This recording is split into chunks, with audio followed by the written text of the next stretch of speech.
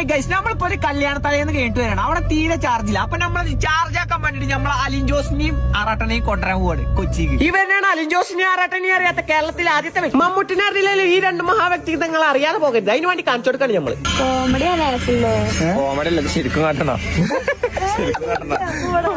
പുലർച്ചെ 5 മണിക്ക് പുട്ടും ബീഫും കിട്ടുന്ന ഒരു ഷോപ്പ് ഉണ്ട് നമ്മളെ എടപ്പള്ളിയിൽ.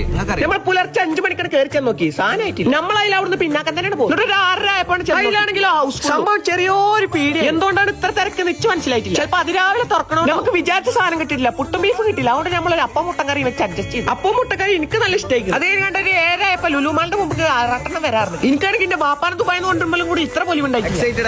കുറച്ചേരപ്പോ വരുന്നു ഷർട്ടിന്റെ മോളിൽ കൂടി കോട്ടിട്ട് കാണും നമ്മളെ ആറാട്ടൻ. കാറിനിറങ്ങി വന്നാണ് തെന്നിന്ത്യൻ super star AJP Alin Jose Perera. ആറാട്ടനെ പോലല്ല, ആൾക്ക് കുറച്ച് ഡിമാൻഡാണ്. പക്ഷെ ഒന്നാണ് മോട്ടറാക്കി, പിന്നെ ആള് പാവാണ്. ആള് ആറാട്ടനെ കണ്ട കീരിമ്പ അണ്ണൻ പറയണ ഇയാൾക്കും പറ്റൂല, ഇയാൾ പറയണ അണ്ണനും പറ്റും. ഈ കാണുന്ന എങ്ങനെ വൈറലാവാന്ന് AJP നമുക്ക് ക്ലാസ് എടുത്ത് പെണ്ണും ആണെന്ന് രണ്ടാളി കുട്ടിക്കാണ്ടിന്റെ പരിക്കണം. ഇവരെ രണ്ടാളി കട്ട ഫാനായ ഗൾഫിലെ ഏട്ടന് CCTV ഒരു ഹായും കൊടുത്തുകൊണ്ട് ഞങ്ങൾ കല്യാണത്തിന് പോയി. ബാക്കി നാളെ